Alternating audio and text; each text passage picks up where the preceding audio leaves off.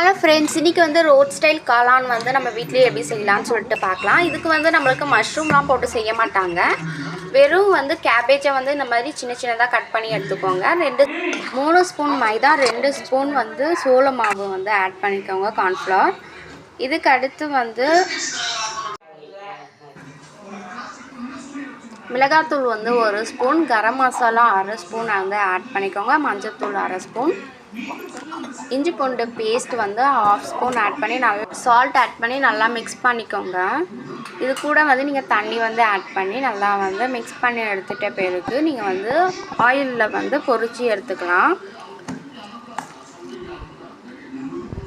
இது வந்து நீங்கள் ஸ்ட்ரீட் ஸ்டைலில் சாப்பிட்றத விட இது செம்ம டேஸ்டியாக இருந்துச்சு. நீங்கள் ட்ரை பண்ணி பாருங்கள். இதுக்கு அடுத்து 1 ஸ்பூன் எண்ணெய் ஊற்றி வெங்காயம் வந்து 1/2 வெங்காயம் ஆட் பண்ணியிருக்கேன்.